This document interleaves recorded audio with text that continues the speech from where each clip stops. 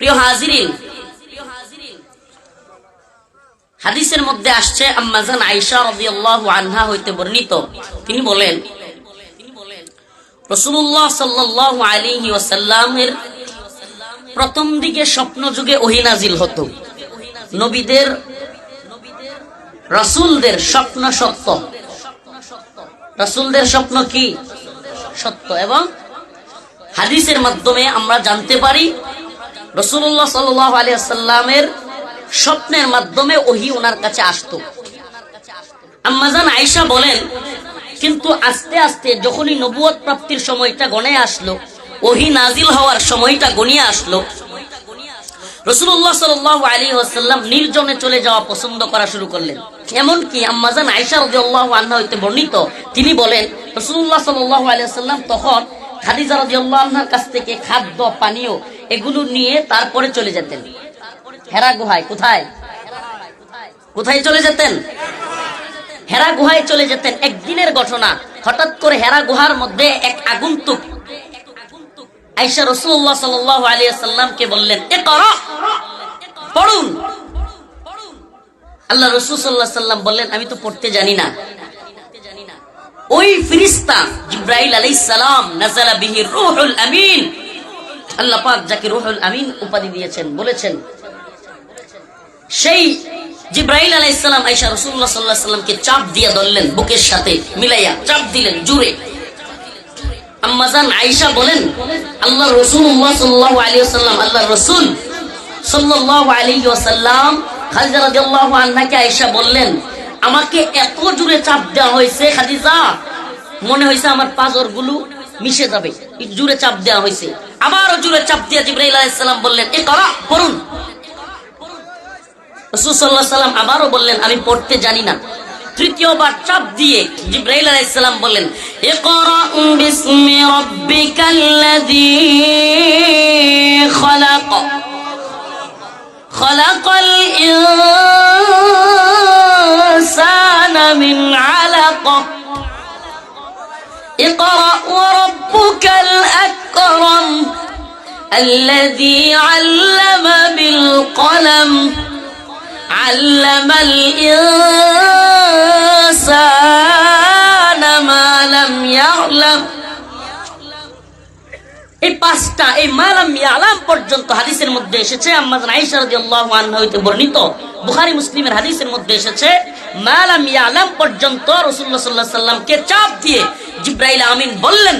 আল্লাহ রাসূল সাল্লাল্লাহু আলাইহি ওয়াসাল্লাম খাদিজা রাদিয়াল্লাহু আনহার গৃহে এসে বললেন, হে খাদিজা, তাড়াতাড়ি কম্বল দাও, আমি ভীত। রাসূলুল্লাহ সাল্লাল্লাহু আলাইহি ওয়াসাল্লাম খুব ভয় পেয়ে গিয়েছিলেন, ঘাবড়ে গিয়েছিলেন। আল্লাহ রাসূলকে খাদিজা রাদিয়াল্লাহু আনহা একটা কম্বল দিয়ে মুড়িয়ে দিলেন আর বলতে লাগলেন, হে খাদিজা, আমি খুব ভীত, আমি আমার জীবন নিয়ে আশঙ্কা বোধ করছি। খাদিজা রাদিয়াল্লাহু আনহা যে কয়টা কথা বললেন, এর এক নাম্বার হলো, এ মুহাম্মদ, আপনি হলেন আল্লাহর প্রেরিত একজন নবী সাল্লাল্লাহু আলাইহি ওয়াসাল্লাম। সুবহানাল্লাহ।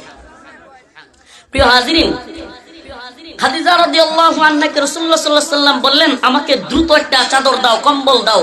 রাসূলুল্লাহ সাল্লাল্লাহু আলাইহি ওয়াসাল্লাম আশঙ্কা প্রকাশ করতেছেন।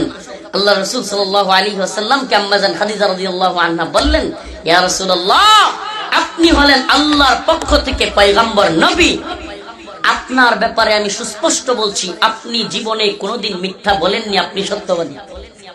সুবহানাল্লাহ, আপনি সত্যবাদী। এরপরে দ্বিতীয় নম্বরে আরেকটা কথা বললেন, আম্মা জান খাদিজা রাদিয়াল্লাহু আনহা বললেন, আপনি কোন দিন আত্মীয় স্বজনের হক নষ্ট করেননি, আত্মীয় স্বজনের খোঁজ খবর রেখেছেন।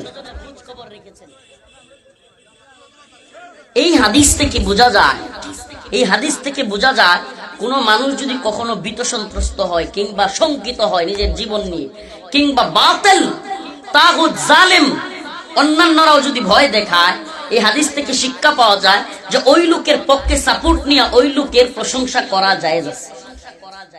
এই হাদিস থেকে কি বোঝা যায় যে ওই লোকের পক্ষ নিয়ে ভীত সন্ত্রস্ত কোন লোক যে কিনা একটু গাবড়ে গিয়েছে, তাকে সাহস দেওয়ার জন্য, দ্বীনের পক্ষে যারা কাজ করে তাদেরকে সাহস দেওয়ার জন্য তার পক্ষ নেওয়া, তার সামনেও প্রশংসা করা কেন? কারণ ওই লোকটার বিরুদ্ধে এত বাতিল লাগছে, এত জালিম লাগছে, তাগুতের এত বেশি লোকেরা লাগছে যে ওই লোকটাও দিন শেষে মনে করবে, হায় রে আমি কি ঠিক পথে আছি? যদি এরকম ভাইবা বসে, দিনের কাজ বাধাগ্রস্ত হবে। অতএব দিনের কাজ যাতে বাধাগ্রস্ত না হয়, ওই লোকের পক্ষ নিতে হবে। আম্মাজান খাদিজা রাদিয়াল্লাহু আনহা সঠিক সময়ে, শুধুমাত্র এই সময় জিবরাইল আলাইহিস সালাম থেকে ভয় পাওয়া না, আবু জাহেল, উতবা, শাইবা, মক্কার কাফেররাও যখন আল্লাহ রসুলকে গালিগালাজ করত, মারতে চাইতো, আল্লাহ রসুলকে যখন নাকি তায়েফে কিংবা বিভিন্ন সময়ে আল্লাহ রসুলকে আঘাত করত, আম্মাজান খাদিজা রাদিয়াল্লাহু আনহা আল্লাহ রসুলের পাশে দাঁড়াতেন, পাশে দাঁড়াতেন। প্রিয় হাজিরিন, রাসূলুল্লাহ সাল্লাল্লাহু আলাইহি ওয়াসাল্লামকে বললেন, আপনি কখনো কোন আত্মীয় স্বজনের হক নষ্ট করেন না। আচ্ছা বলেন, এই তীব্র শীতের মধ্যে কয়জন আত্মীয় স্বজনের ঠিকঠাক মতো খবর নিছেন? নেই আমরা ঠিকঠাক মতো। এই যে শীত, তীব্র শীত, মুরব্বী যারা বাবা মা আছে, দাদা দাদি আছে, এই যুবক যারা আছে, আমার প্রোগ্রামে তো বিশেষ করে 70-80% থাকে যুবক। বয়স্ক যারা আছে 60 ঊর্ধ্ব, তারা এই ঠান্ডার মধ্যে যে কি কষ্ট করে, রাতের গভীরে কম্বল খেতা দিয়েও শরীর গরম হয় না, তাদের লেপ দিয়েও শরীর গরম হয় না। এই মানুষগুলোর খোঁজ কি নিয়েছি আমরা? আত্মীয় স্বজনের খোঁজ নেই। অবস্থা তো এমন, আমাদের দেশের কালচার এত বাজে অবস্থায় গেছে যে বোন, মা, তারপরে ফুফুদের ওয়ারিস গুলো ঠিক মতো দিতে চায় না, ওয়ারিসটা পর্যন্ত দিতে চায় না, সম্পর্ক ছিন্ন করে রাখে। এমন জাহেল আছে না নাই? কথা বলেন না, আপনাদের এলাকায় মনে হয় নাই? বোন যদি খালি ওয়ারিসের কথা কয়, তাইলেই কয় হ্যাঁ আয়া বসছে স্বার্থের লেগে, বলে না? বলে না? বেটা, তুমি যদি তোমার সম্পদের মালিক হয়ে থাকো, বাবার পক্ষ থেকে ওয়ারিস হয়ে থাকো, আল্লাহর পক্ষ থেকে তোমার বোন তো আল্লাহ প্রদত্ত ভাবে তোমার বাবার ওয়ারিস, তুমি তার ওয়ারিসকে নিয়ে এভাবে কটূক্তি কিভাবে করো? এমন কি এমনও কিছু বদমাশ আছে যারা বোনের ওয়ারিস মেরে দেয়, বোনকে ওয়ারিস দেয় না, গালিগালাজ করে, বিতাড়িত করে দেয়, সবকিছু নিজে খেতে চায়, সম্পর্ক পর্যন্ত ছিন্ন করে ফেলে। রাসূলুল্লাহ সাল্লাল্লাহু আলাইহি ওয়াসাল্লামের সুস্পষ্ট হাদিস, লা তাদখুলুল জান্নাতা কাতি', আত্মীয়তার সম্পর্ক ছিন্নকারী বেহেশতে যাবে না। আত্মীয়তার সম্পর্ক ছিন্নকারীরা বেহেশতে যাবে না।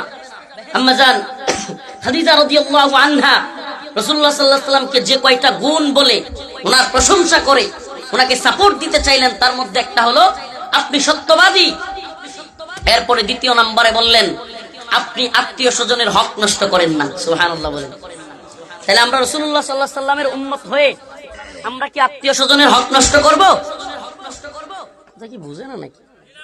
আমরা কি রাসূলুল্লাহ সাল্লাল্লাহু আলাইহি ওয়াসাল্লামের উম্মত হয়ে আমরা কি আত্মীয় স্বজনের হক নষ্ট করব? কে কে করবেন? হাত তুলেন।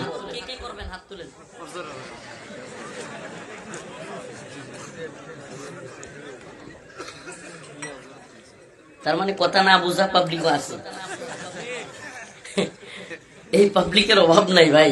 আমরা এই মাহফিল কেন্দ্রিক সারা দেশে ঘুরতে ঘুরতে একটা বিষয় খেয়াল করছি, যেটা বাতিলদেরও জ্বলে, এবং এটা এরা একটা বাতিল যারা ইসলাম বিরোধী যারা, এরা এটা একটা টপিক বানায় যে আমরা বাংলাদেশি মুসলিমরা নাকি কোনো কিছু না বুঝে হুজুকে ঠিক ঠিক করি।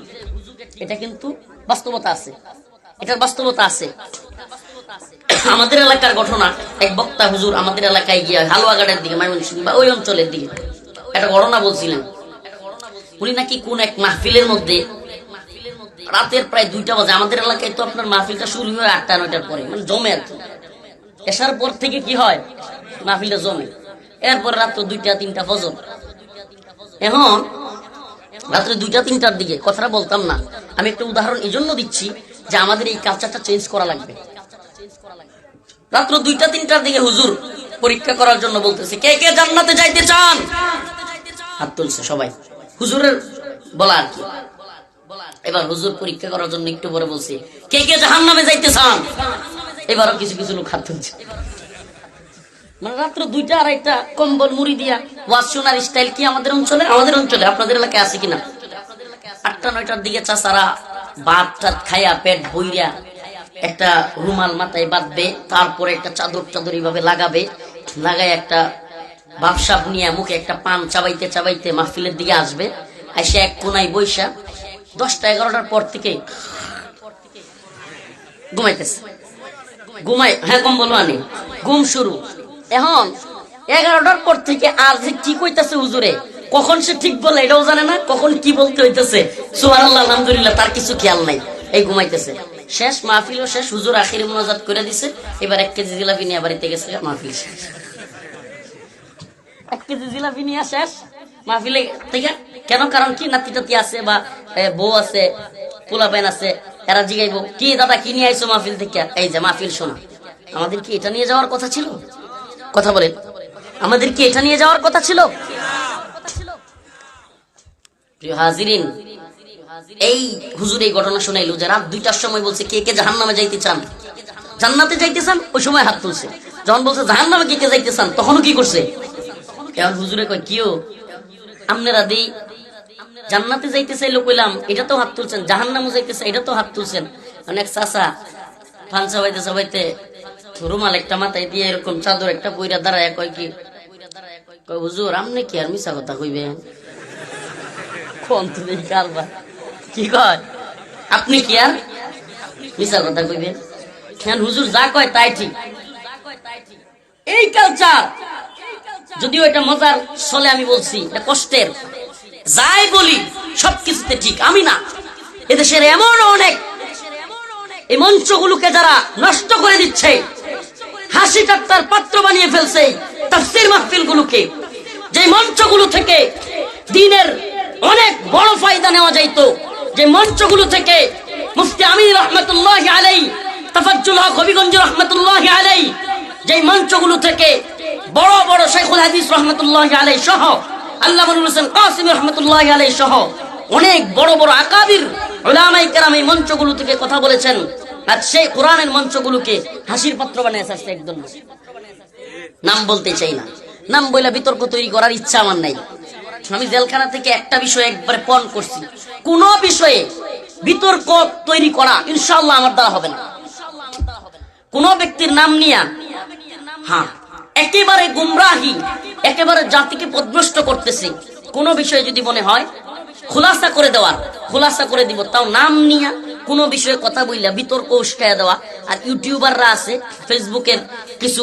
ফেসবুকে ইউটিউবে কিছু ফলোয়ার আর সাবস্ক্রাইব, কিছু টাকা ইনকাম করার দান্দাকারী, এদের মাধ্যমে এই বিতর্কগুলো উস্কায়া দিবে। এরা বুঝাও না এই বিতর্কগুলো উস্কে দিলে, বিতর্কিত পোস্ট করলেই রিচ বেড়ে যায়, বিতর্কিত পোস্ট করলেই ভিউ বেড়ে যায়। কাহিনী কি? এটা কারা পিছন থেকে এরকম ভিউ বাড়াচ্ছে, কারা রিচ বাড়িয়ে দিচ্ছে? বিতর্কটা উস্কে দিয়ে এই মঞ্চগুলোকে, এই চেয়ারগুলোকে বিতর্কিত করে এই মাহফিলগুলোকে বন্ধ করার পায় তারা কারা করতেছে, এটা আপনি আমি বুঝতেছি। সূক্ষ্ম কৌশল, সূক্ষ্ম প্ল্যান আছে, আপনার আমার কোনো প্ল্যানই নাই। আমি বিবাড়িয়া এক প্রোগ্রামে, শহীদ বাড়িয়া ব্রাহ্মণবাড়িয়ার এক প্রোগ্রামে বলছিলাম যে আমরা আগামীকালকে কি হবে এটার প্ল্যান নাই, আর ওদের 10-12 বছর পর্যন্ত কি করতে হবে সব প্ল্যান আছে। আজকে থেকে 7 বছর আগে এই ঘটনাটা, এটা আমি প্রায় চেষ্টা করি বলার।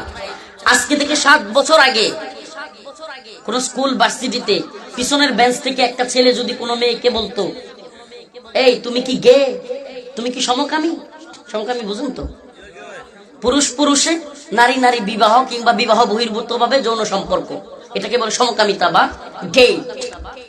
তো কোন ছেলে যদি স্কুলে ভার্সিটিতে কলেজের বেঞ্চ থেকে, পিছনের বেঞ্চ থেকে একটা মেয়েকে বলে তুমি কি গে, এ কথা বলার সাথে সাথে আজকে থেকে 7 বছর আগে হলে মেয়েটা জুতা নিয়ে ওই ছেলেকে মেরে দিত, বদমাশ তুই বলছিস নাকি।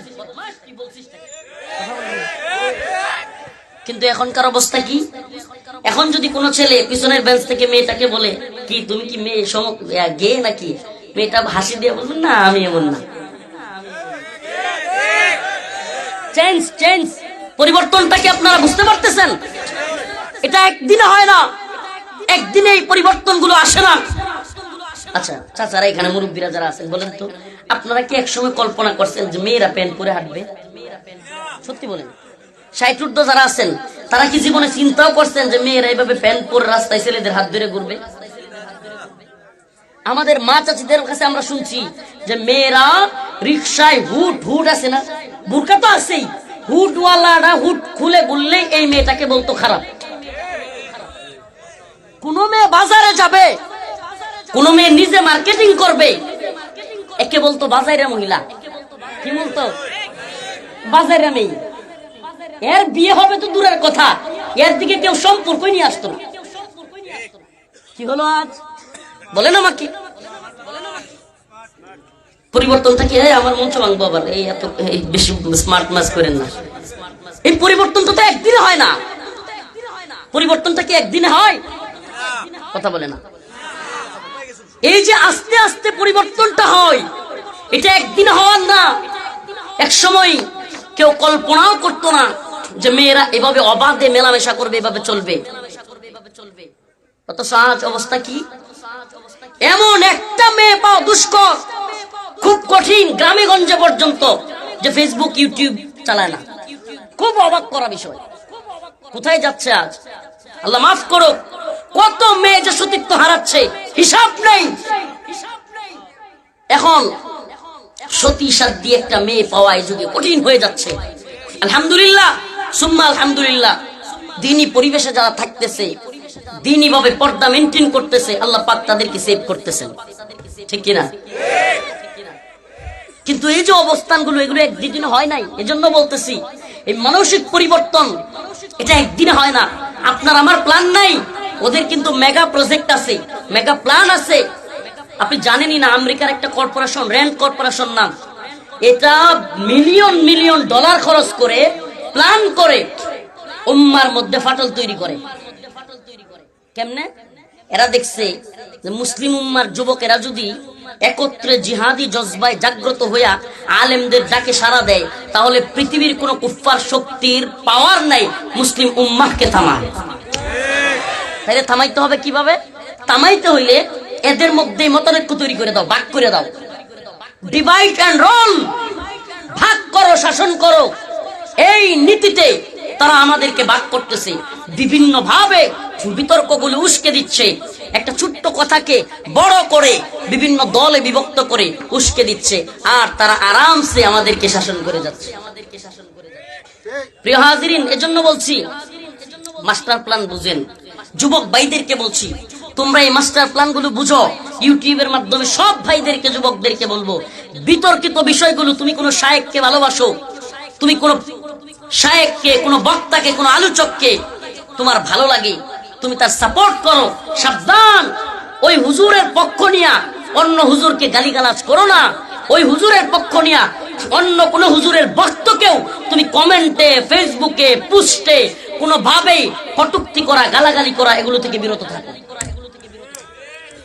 তুমি বিশ্বাস করো আর না করো, এই মেগা প্রজেক্ট এরা হাতে নিছে। আমাদের কাছে নিউজ আছে, আমাদের কাছে এগুলো আমরা জানতে পারি। এই মেগা প্রজেক্ট করা নিছে যে এই মঞ্চটাকে আগে বিতর্কিত করতে হবে, তারপরে এই মাহফিলগুলো বন্ধ করা লাগবে। এর আগে বন্ধ করলে মানুষ খেপা যাবে। কথা কয় না? আরেকটা উদাহরণ দিই, কথা কোন দিক থেকে কোন দিকে চলে যাচ্ছে। আরেকটা উদাহরণ দিই। ফজরের নামাজ বর্তমানে আপনারা কয়টায় পড়েন? 6:30 নাকি 20, 15? এই অঞ্চলে একটু আগে আগে হয়ে যায়। সিলেটে কিন্তু 10-15 মিনিট, আমাদের চাইতে 10 মিনিট মনে হয়। 6:15। আচ্ছা, মনে করেন আগামীকালকে থেকে বাংলাদেশ সরকার নিয়ম করলো যে ফজরের নামাজ সকাল 10টায় পড়তে হবে। একজন বলছে সম্ভব না, একজন বলছে অসম্ভব। আর আপনারা কি বলেন? মানবেন? মানবেন না? আচ্ছা, রোজা রমজান মাসে রাখতে না কইরা আগামী বছর থেকে, এই বছর থেকে সরকার নিয়ম করলো যে রোজা রমজানে রাখা যাবে না, রাখতে হবে শাওয়াল মাসে।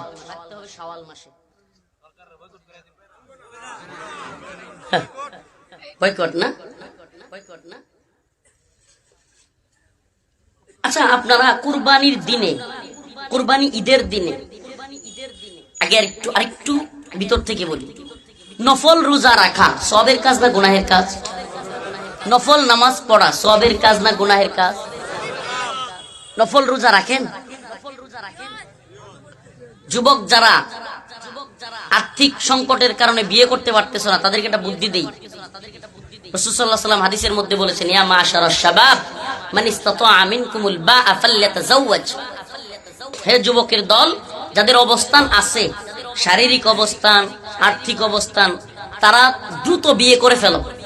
আর যারা আমাল্লাম মাস্তাতি ফাআলাইহি বিসসাওম, যারা রোজা কি বলে, তারা যারা কি করতে পারতেছো না, বিয়েটা করতে পারতেছো না, তারা কি করো, রোজা রাখো। ফাইন্নাহু আগাদ্দু লিল বাসার ওয়া আহসানু লিল ফাজর, এটা আহসানুল ফারজ, সেটা আপনার যৌনাঙ্গকে, আপনার শারীরিক শক্তিকে নিবৃত রাখবে। সুবহানাল্লাহ। রোজা কি করবে, রোজা রাখবেন। আচ্ছা, নফল রোজা রাখা সওয়াবের কাজ না গুনাহের কাজ? প্রিয় হাজিরিন, বলতেছিলাম এই নফল রোজা যদি কোনো যুবক নিয়মিত সোমবারে বৃহস্পতিবারে রোজা রাখে, বিয়ে করতে পারতেছ না এমন যুবক, ইনশাআল্লাহ কিছুদিন আমল করো, দেখবা রিজিকের ব্যবস্থাও হয়ে গিয়েছে, বিয়ের ব্যবস্থা হয়ে গেছে। আমি নিজে এই আমলের বাস্তব নমুনা। আলহামদুলিল্লাহ, যেখানে আমি আমলটা করতাম, সোমবার বৃহস্পতিবারে রোজা রাখার আমলটা আলহামদুলিল্লাহ করতাম। নফল রোজা রাখো, যেই কারণে বলতেছিলাম, নফল রোজা রাখা সওয়াবের কাজ, কিন্তু কুরবানির ঈদের দিন কেন রাখা যাবে না? নফল রোজা রাখা সওয়াবের কাজ না গুনাহের কাজ? ছোট ঈদের দিন,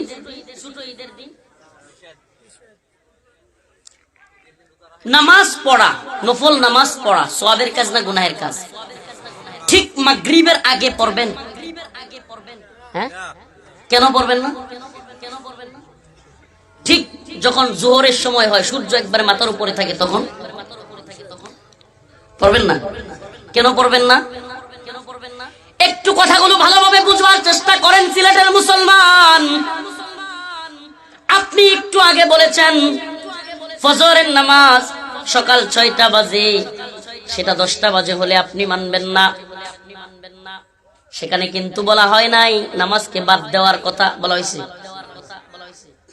রোজা রাখবার কথা, নফল রোজা রাখবার কথা রমজান মাসে।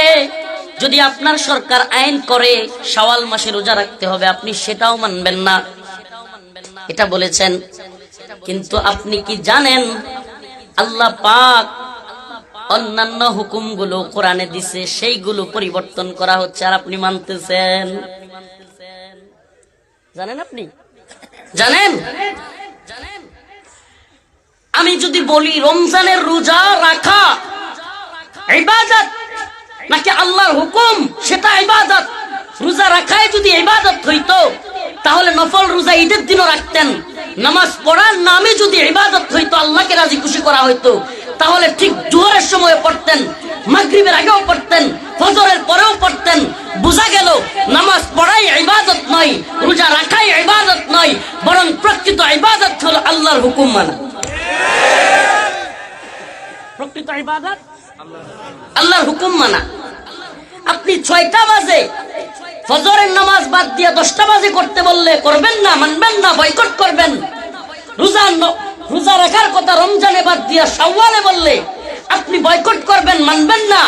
কিন্তু আল্লাহ বলেছেন আহাল্লাল্লাহুল বাই' ওয়া হাররামার রিবা, আমি সুদকে হারাম করেছি। আল্লাহ বলেছেন ইন্নামাল খামর ওয়াল মাইসির ওয়াল আনসাবু রিজসুম মিন আমালিশ শাইতান, মদ জুয়া এগুলো শয়তানের কাজ। আল্লাহ বলেছেন আয-যানিয়াতু ওয়াজ-যানি ফাজলিদু কুল্লা ওয়াহিদিন মিনহুমা মিআতা জালদা, যে পুরুষ এবং মহিলা বিবাহের আগে যৌন সম্পর্কে লিপ্ত হবে তাদেরকে 100 বেত্রাঘাত করা হবে। আল্লাহ হারাম করেছেন মদ, আল্লাহ হারাম করেছেন সুদ, আল্লাহ হারাম করেছেন জিনাকে, অথচ আপনার রাষ্ট্র, আপনার সরকার প্রত্যেকটা বিষয়ে লাইসেন্স দিয়ে যাচ্ছে, আপনি আমি সেগুলো মানতেছি। আমাকে বলেন পরিবর্তন একদিনে হয়েছে? পরিবর্তন একদিনে হয়েছে? হয় নাই। একদিনেই পরিবর্তন আসে নাই মুসলমান। পরিবর্তন হইতে একটা সময় লাগছে, আর সময়ে সময়ে আপনারা মেনে নিয়েছেন। যেমনি ভাবে এক সময় আমাদের মুরব্বীরা কল্পনাও করতো না রাস্তা দিয়ে হাইটা হাইটা যুবক যুবতী হাইটা যাবে ফ্রি মিক্সিং এর নামে, বিভিন্ন ভাবে বন্ধু বান্ধব, গার্লফ্রেন্ড বয়ফ্রেন্ড কালচার তৈরি হবে। এটা যেমনি ভাবে আমাদের মুরব্বীরা ভাবতো না আজকে সম্ভব হয়েছে, ঠিক তেমনি ভাবে আস্তে আস্তে প্রত্যেকটা ইস্যু, ট্রান্সজেন্ডার মতবাদ বলেন, সমকামিতা এজেন্ডা বলেন। আপনি কি জানেন আমেরিকা ব্রিটেন এ সমস্ত রাষ্ট্রগুলো আমাদের মুসলিম কান্ট্রিগুলোকে চাপ দিয়া জাতিসংঘের মাধ্যমে, এই কুফরি সংঘের মাধ্যমে চাপ দিয়া বাংলাদেশ সহ মুসলিম রাষ্ট্রগুলোতে সমকামিতাকে প্রমোট করতে চান। আপনি জানেন সেটা? জানেনই না, খবরই রাখেন না হয়তো। প্রিয় ভাই, প্রিয় উপস্থিতি, কথাগুলো কেন বলতেছি, ঠিক তেমনি ভাবে সূক্ষ্ম কৌশলে এই মঞ্চগুলোকে বিতর্কিত করার চেষ্টা করা হচ্ছে। সেই মঞ্চগুলোতে এমন উদ্ভট কিছু লোকের আবির্ভাব হয়েছে যে সমস্ত ব্যক্তিদেরকে পাগল বললেও কম বলা হবে, এমন উদ্ভট কথাবার্তা বলা শুরু করেছে, এমন উদ্ভট আচরণ শুরু করেছে যাদের কথা শুনলে মানুষ বিনোদন নেয়। আর এই মঞ্চ বিনোদনের মঞ্চ নয়, এই মঞ্চ হাসির মঞ্চ নয়। এই মঞ্চটাকে এখন এক সময় মানুষ ওয়াজ মাহফিলে আসতো জ্ঞান অর্জনের জন্য, দ্বীনি শিক্ষা নেওয়ার জন্য, আর নাটক সিনেমা এগুলো দেখতো বিনোদনের জন্য। আর এখন মানুষ ওয়াজ মাহফিলে আসে বিনোদন নেওয়ার জন্য, আর নাটক সিনেমা দেখে শিক্ষা নেওয়ার জন্য। এবার আশ্চর্যের বিষয়, জামানা পাল্টে যাচ্ছে। জামানা কি হয়ে যেতেছে, অবাক করা বিষয়, আমরা পাল্টে দিচ্ছি। বাস্তবতার সাথে মিলাম, নাটক দেখা শিক্ষা নেই, পোলাপানের মুখে মুখে নাটকের ডায়লগ, ইংরেজি নাটক দেখে দেখে ইংলিশ শিখতেছে। বাংলিশ মার্কা ইংলিশ কই থেকে শিখে? নাটক দেখে দেখে শিখে, এইভাবে ইংলিশ বলে স্টাইল করে সে খুব মজা পায়। রোমান্টিকতা শিখতেছে, বিভিন্ন কিছু শিখতেছে। কোত্থেকে? নাটক সিনেমা থেকে। অমুকের তমুকের নাটক দেখে সেই নাটকের ভাষায় যুবক কথা বলে, সেই নাটক সিনেমা রপ্ত করে শিক্ষা নেয়। আর ওয়াজ মাহফিলে আসে তথাকথিত কিছু নামদারি ব্যক্তির থেকে বিনোদন নেওয়ার জন্য। প্রিয় হাজিরিন, এই যে মঞ্চটাকে বিতর্কিত করা হচ্ছে, ইলমের এই ময়দানটাকে, ইলম প্রচারের এই ময়দানটাকে, আজকে আমি সূরাতুল ইকরা, সূরাতুল আলাক, ইকরার 5 আয়াত তিলাওয়াত করছি। প্রিয় হাজিরিন, এই 5 আয়াত থেকে আমাদের শিক্ষা হলো আমরা এই বিতর্কিত মঞ্চগুলো পরিহার করব, বিতর্কিত ব্যক্তিদেরকে পরিহার করব। আমরা কোরআন সুন্নাহ অনুযায়ী কথা বলনে ওয়ালা হক্কানি আলেমদের কথা শুনবো। রাজি আছেন? আর আরেকটা কাজ, কোন বক্তা কোন শায়েখের পক্ষ নিয়ে আমরা ফেসবুকে ইউটিউবে কাদা চুরাচুরি করব না। রাজি আছেন? গালাগালি কটূক্তি এগুলোতে শরীক হব না। প্রিয় হাজিরিন, সূরাতুল ইকরা, আম্মাজান খাদিজা রাদিয়াল্লাহু আনহা বললেন, হে রাসূলুল্লাহ সাল্লাল্লাহু আলাইহি সাল্লাম, আপনি নবী, আপনি সত্যবাদী, আপনি আপনার কোন আত্মীয় স্বজনের হক নষ্ট করেন নাই, আপনি অভাবীদের, পরবর্তীতে যেই গুণটা উনি বললেন, আপনি কোন অভাবীদের, আপনি সব সময় অভাবী অসহায় মানুষদের, দরিদ্রদের পাশে দাঁড়িয়েছেন। সুবহানাল্লাহ, এই গুণটা আমাদের দরকার আছে না নাই? এই শীতের দিনে রাসূলুল্লাহ সাল্লাল্লাহু আলাইহি ওয়াসাল্লাম যেভাবে অভাবী মানুষদের, অসহায় মানুষদের, দরিদ্র মানুষদের পাশে দাঁড়াতেন, নিজে না খেয়ে খাওয়াতেন, আজকে আমাদেরও সেটা করা উচিত কি উচিত না? এই শীতের দিনে শীত বস্ত্র নিয়া দাদা দাদি, আত্মীয় স্বজন কিংবা পাড়া প্রতিবেশী যারা গরিব আছে, অসহায় আছে, তাদের কাছে দাঁড়াবেন তো? বিশ্বাস করেন, বিশ্বাস করেন প্রিয় হাজিরিন, আমি এমনও অনেক ছিন্নমূলকে দেখেছি, আপনাদের সিলেটেও দেখেছি, রাস্তায় শুয়ে আছে, কি কষ্ট যে করতেছে, অত্যন্ত কষ্ট করতেছে, কম্বল নাই, কিছু নাই, এভাবে শুয়ে আছে। প্রিয় হাজিরিন, এমন মাকে আমি দেখেছি রাস্তায়, যে মা তার ছোট্ট সন্তানকে নিয়ে কম্বল মুড়ি দিয়ে শুয়ে আছে, ঠান্ডায় কাঁপতেছে, বাচ্চা একবার টানে, মা একবার এইভাবে জড়াইয়া ধরে টানে, এমন কষ্ট করতেছে। আমাদের কি তাদের পাশে দাঁড়ানো উচিত না? কথা বলে না? এজন্য আমি একটা উদ্যোগ নিয়েছি, আলহামদুলিল্লাহ, আপনারা দোয়া করবেন আমার জন্য, আমি যেন সফল হই। আমি একটা উদ্যোগ নিয়েছি, আমি ফেসবুক পেজ থেকে আজকেই শাহজালাল মুজাররদি আমিনী রহমাতুল্লাহি আলাইহির পুণ্যভূমি সিলেটে ওনার রওজার সামনে থেকে একটা লাইভে এসে একটা আমার পেজে একটা অ্যাকাউন্ট নাম্বার দিয়ে দিয়েছি এবং একটা আপনার বিকাশ নগদ পার্সোনাল নাম্বার দিয়ে দিয়েছি। আমি নিয়োগ করেছি যে আমি অসহায় দরিদ্র মানুষের পাশে দাঁড়াবো। যারা শরীক হতে চায়, তাদের কাছ থেকেও প্রবাসে থাকে কিংবা দেশে থাকে, ওই নাম্বারে যদি টাকা পাঠায়, তাদের টাকাগুলো নিয়ে আমি অসহায় যারা কম্বল পায় না, অনেক গরিব মানুষ রাতে কম্বল কিনে শোয়ার মতো তার টাকা নেই, এমনকি অনেক মসজিদে গিয়ে দেখা যায় শীতের দিন ফজরের নামাজ পড়বে, কার্পেট নাই, এত কষ্ট ঠান্ডার মধ্যে, কিংবা নর্মাল কার্পেট এগুলো পরে গ্রামের মসজিদগুলোতে, বিশেষ করে আমি নিজে ফজর পড়ছি এমন মসজিদে, নামাজ পড়ে তীব্র শীতে ঠান্ডা পানি দিয়ে অজু করে এসে দাঁড়ায়, ফ্লোর থেকে ঠান্ডা উঠতেছে এমন জায়গায় এই মসজিদগুলোতে কার্পেট কিনে দেওয়ার ইনশাআল্লাহ নিয়ত করেছি যে সমস্ত হেফজখানায় এতিমখানায় ছোট ছোট বাচ্চারা সেই 5টার সময় ঘুম থেকে উঠে 1-1.5 ঘন্টা ফজরের আগে ওইটা কোরআন তিলাওয়াত করে, অথচ তাদের গায়ে ভালো কম্বল নাই, শীতে কাঁপতেছে, ভালো কার্পেট নাই। আমি নিয়ত করেছি ইনশাআল্লাহ আপনারাও যদি সহযোগিতার হাত বাড়ায় দেন, প্রবাসে যারা আছে এই ইউটিউবাররা এই কথাগুলো তুলবা, এই কথাগুলো প্রচার করবা বেশি বেশি, যে পেজের যেই নাম্বার দিয়েছি সেই নাম্বারে সততার সাথে আমানতদারিতার সাথে ইনশাআল্লাহ আমি নিয়ত করেছি মানুষের দ্বারে দ্বারে এই সমস্ত কম্বলগুলো কার্পেটগুলো পৌঁছে দেওয়ার। আল্লাহ পাক যদি আমাকে তৌফিক দান করেন, আপনারাও নিয়ত করেন।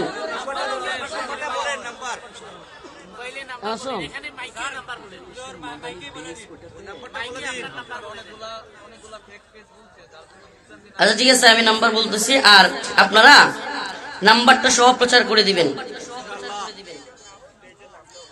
পেজেও আছে, তারপরে এখান থেকেও নাম্বারটা বলে দিই, 01609 085965। একটু লেখেন 01609 085965। এই এয়ারটেল নাম্বারটা নগদ পার্সোনাল এবং বিকাশ পার্সোনাল উভয়টা আছে, এবং ওই পেজে একটা অ্যাকাউন্ট নাম্বারও আছে, ব্যাংক অ্যাকাউন্ট। আমি নিয়ত করেছি আমি এই দুস্থ আহবাব শুধু এই সময়ে না, এই সময়ে শুধু শীতবস্ত্র দিয়ে না, আমি তো নিয়ত করেছি ইনশাআল্লাহ। আমি ভিতরে থেকে দেখেছি সিলেট শহর ডুবে গিয়েছিল কিছুদিন আগে, আমরা ভিতরে থেকে পত্রপত্রিকায় দেখেছি সিলেট শহর সহ এসব অঞ্চল এত বন্যা হয়েছিল যে ডুবে গেছিল। ওই সময়েও সুবহানাল্লাহ আমি খুব খুশি হয়েছিলাম, শেখ আহমদুল্লাহ সহ অন্যান্য যে সমস্ত উলামায়ে কেরাম, গাজী ইয়াকুব উসমানী ভাই সহ আরো অনেক আলেমগণ আপনাদের এই সিলেটবাসীর পাশে আলেমরা দাঁড়িয়েছিল। আপনারা কি অস্বীকার করতে পারবেন? এই সমস্ত নেতা নেত্রীরা যে ভণ্ডগুলো আমেরিকায়, কানাডায়, সিঙ্গাপুরে, অস্ট্রেলিয়ায়, লন্ডনে গিয়ে বাংলার টাকাগুলো পাচার করে বাড়ি গাড়ি করে, এরা আপনাদের পাশে দাঁড়ায় নাই, আপনাদের পাশে এই উম্মার আলেমরাই দাঁড়িয়েছিল। কথা বলেন না কেন? প্রিয় হাজিরিন, এজন্য আমরা আবারও যে কোনো জাতির দুর্যোগে দুর্বিপাকে আমরা এই জাতির পাশে দাঁড়াতে চাই। কে কি বললো দেখবার টাইম নেই, তবে একটা সমস্যা হইতেছে, ফেসবুকে এই জাতীয় পোস্ট করলে রিচ কমায় দিচ্ছে, অবাক করা বিষয়। এরা আমাদের কল্যাণমূলক কাজে সহযোগিতা করতে চায় না, অবাক করা, রিচ কমায় দেয়। এই ভিডিওগুলো দেখেই না মানুষ। আমাদের বিশেষ করে ফেসবুকে এই জায়গাগুলো, ফেসবুকে প্রচার কম হয়, ইউটিউবে আলহামদুলিল্লাহ একটু ভালো, ফেসবুকে এটা ব্যাপক সমস্যা। প্রিয় হাজিরিন, বলতেছিলাম খাদিজা রাদিয়াল্লাহু আনহা বললেন, ইয়া রাসূলুল্লাহ আপনি তো অভাবীদের অভাব দূর করেন, অভাবীদের পাশে থাকেন। কয়েকটা কথা বললাম। রাসূলুল্লাহ সাল্লাল্লাহু আলাইহি ওয়াসাল্লাম যখন ভয় পায়া একেবারে কম্বল মুড়ি দিয়ে শুয়েছিলেন, আম্মাজান খাদিজা রাদিয়াল্লাহু আনহা বললেন, ইয়া রাসূলুল্লাহ আপনার ভয় পাওয়ার কিছু নেই, আপনি আল্লাহর নবী, আপনি আল্লাহর পক্ষ থেকে প্রেরিত মানুষ, আপনি আত্মীয়তার সম্পর্ক ছিন্ন করেন নাই, আপনি অভাবীদের অভাব দূর করেন, আপনি সত্য কথা বলেন। আমরাও এই গুণগুলোতে গুণান্বিত হতে চাইতো। এরপরেও যখন রাসূলুল্লাহ সাল্লাল্লাহু আলাইহি ওয়াসাল্লামের অন্তর শান্ত হচ্ছিল না, তখন আম্মাজান খাদিজা রাদিয়াল্লাহু আনহা রাসূলুল্লাহ সাল্লাল্লাহু আলাইহি ওয়াসাল্লামকে ধরে নিয়ে একজনের কাছে চলে গেলেন। ওনার নাম হলো ওয়ারাকা ইবনে নাওফেল। ওনার নাম হলো ওয়ারাকা ইবনে নাওফেল। সে ছিল খ্রিস্টানদের একজন বিচক্ষণ ব্যক্তি, যে কিনা ইনজিলের অনুবাদ করত। সে খুব জ্ঞানী লোক ছিল। সেই ওয়ারাকা ইবনে নাওফলের কাছে রাসূলুল্লাহ সাল্লাল্লাহু আলাইহি ওয়াসাল্লামকে নিয়ে গিয়ে আম্মাজান খাদিজা রাদিয়াল্লাহু আনহার চাচা ছিল। ওয়ারাকা ইবনে নাওফল কে ছিল? ওই সিলেটিরা, আলোচনা তো শেষ না, যাইতেছেন কে? কেউ কেউ উঠতেছে, বর্ষা ধরছে নি, দেখা শেষ না? এটি দেখুন না পার্টি, ঠিক এটি কি পার্টি? মূল আলোচনাতে তো এখন ঢুকি নাই, সারেক না, অন্তত আলোচনা তো শেষ করা লাগবে। ওয়ারাকা ইবনে নাওফলের কাছে আম্মাজান খাদিজা রাদিয়াল্লাহু আনহার চাচাতো ভাই, ইনজিল কিতাবের খুব ভালো একজন অনুবাদক এবং সে খুব বিচক্ষণ ব্যক্তি, ইনজিলের খ্রিস্টানদের খুব জ্ঞানী মানুষ। ওয়ারাকা ইবনে নাওফলের কাছে আম্মাজান খাদিজা রাদিয়াল্লাহু আনহা রাসূলুল্লাহ সাল্লাল্লাহু আলাইহি ওয়াসাল্লামকে নিয়ে যাওয়ার পর ওয়ারাকা ইবনে নাওফল বললেন, এই ব্যক্তি হবে শেষ নবী। সুবহানাল্লাহ। এই ব্যক্তির তার পরিবারের লোকেরা, তার বংশের লোকেরা এই ব্যক্তিকে বিতাড়িত করে দিবে। কথা শুনতেছেন? রাসূলুল্লাহ সাল্লাল্লাহু আলাইহি সাল্লামকে খ্রিস্টানদের একজন পণ্ডিত, ইনজিলের লেখক, সে বলতেছে এই ব্যক্তি, মানে এই যে খাদিজা রাদিয়াল্লাহু আনহা যাকে নিয়ে আসছে, ওনাকে উদ্দেশ্য করে, রাসূল সাল্লাল্লাহু আলাইহি সাল্লামকে উদ্দেশ্য করে বলতেছে যে ওনাকে তার বংশীয় লোকেরা বাহির করে দিবে, আর সেই সময় যদি আমি উনার পাশে থাকতাম তাহলে আমি অবশ্যই, যুবক থাকতাম কিংবা বেঁচে থাকতাম, আমি অবশ্যই এই ব্যক্তির পাশে নিজের জান মাল দিয়ে দাঁড়াতাম। এবং যে কথাটা বলে আমার আলোচনা শেষ করে দিচ্ছি, ওয়ারাকা ইবনে নওফাল আরেকটা গুরুত্বপূর্ণ কথা বলেছিলেন।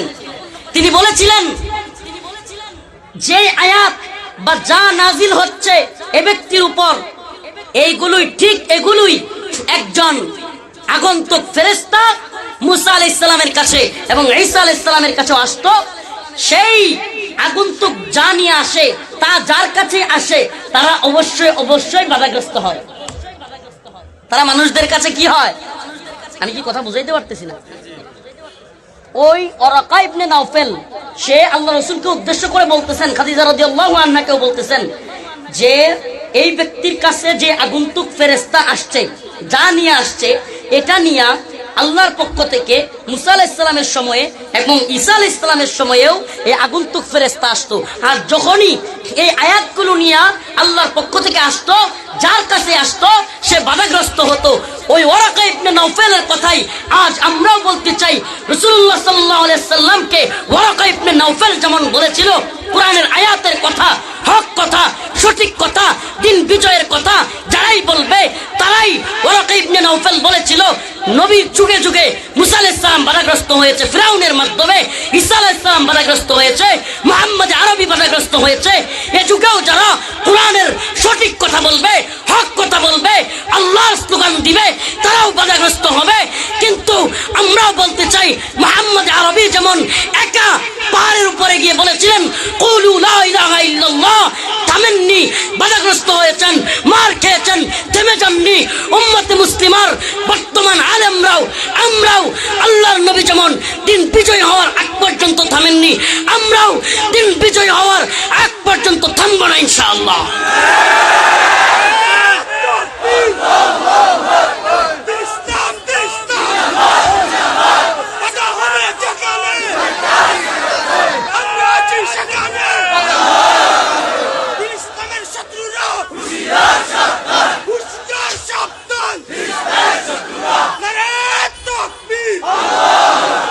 ওয়ারাকা ইবনে নওফাল যুগ বিজয়ী একটা কথা বলেছিলেন, কাল জয়ী সে কথা, যে কোরআনের কথা নিয়ে যারাই আগে এসেছিল, ইনজিলের কথা নিয়ে যারা এসেছিল, তাওরাতের কথা নিয়ে, অর্থাৎ কালিমাতুত তাওহীদ লা ইলাহা ইল্লাল্লাহ, এই কথা নিয়ে যারাই এসেছিল তারাই বাধাগ্রস্ত হয়েছে, তারাই বিভিন্ন সময় ফাঁসির শিকার হয়েছে। এমন একজন ইমাম নেই যিনি বাধাগ্রস্ত হন নাই। রাসূলরা বাধাগ্রস্ত হয়েছেন, সাহাবায়ে কেরাম বাধাগ্রস্ত হয়েছেন। এ যুগের ফিরাউনরাও, এ যুগের আবু জাহেলরাও, এ যুগের নমরুদরাও আমাদেরকে বাধাগ্রস্ত করবে। কিন্তু মনে রাখতে হবে আল্লাহর নবী সাল্লাল্লাহু আলাইহি ওয়াসাল্লামের পাশে যেমন তার সাহাবীরা ছিলেন, আমরাও দেখতে চাই এ যুগের উলামায়ে কেরামের পাশেও উম্মতে মুসলিমার এই তাওহীদ জনতা, এই যুবকেরা তোমরাও আসো, আমরাও তোমাদেরকে পাশে চাই। দিনী ইলম তলব করো, দিনী ইলম শিক্ষা করো। আল্লাহর সেই কথা, ইকরা বিসমি রাব্বিকাল্লাযী খলাক, পড়েন যিনি আপনার রব, রাব্বিকাল্লাযী তার নামে পড়েন যিনি সৃষ্টি করেছেন, খলাকাল ইনসানা মিন আলাক, যিনি সৃষ্টি করেছেন মানুষকে আলাক থেকে, রক্তপিণ্ড থেকে। খলাকাল ইনসানা মিন আলাক ইকরা ওয়া রাব্বুকাল আকরাম, পড়েন সেই মহামান্বিত রব তার নামে। আল্লাযী আল্লামা বিল কলম, যিনি কলমের মাধ্যমে মানুষকে শিক্ষা দিয়েছেন। আল্লামাল ইনসান মা লাম ইয়ালাম, মানুষকে তিনি এমন শিক্ষা দিয়েছেন মা লাম ইয়ালাম, যা মানুষ জানতো না। প্রিয় হাজিরিন, আর গভীরে যাওয়ার সুযোগ নেই, রাত্র হয়ে গিয়েছে, দীর্ঘ সময় আলোচনা করলাম। কিন্তু একটা কথা মনে রাখবেন যে ইলম তলব করার প্রয়োজনীয়তা অনেক বেশি। তলবুল ইলমি ফরিয়দাতুন আলা কুল্লি মুসলিমিন, প্রত্যেক মুসলিম নরনারীর উপর, প্রত্যেক মুসলিম নরনারীর উপর কোরআনের এমন ইলম শিক্ষা করা ফরজ। নামাজ যেমন ফরজ, নামাজের মৌলিক ইলমগুলো অর্জন করাও ফরজ। রোজা যেমনি ভাবে ফরজ, রোজার মৌলিক ইলমগুলো অর্জন করাও ফরজ। প্রিয় হাজিরিন, এজন্য বলে যাই আমাদেরকে ইলম তলব করা শিখতে হবে, ইলম অর্জন করতে হবে, আলেমদের সাথে লেগে থাকতে হবে। আল্লাহ পাক আমাদের সবাইকে দ্বীনি ইলম তলব করার, উলামায়ে হক্কানি রব্বানীদের সাথে থাকবার তৌফিক দান করুক। ওয়া আখিরু দাওয়ানা আলহামদুলিল্লাহি রাব্বিল আলামিন।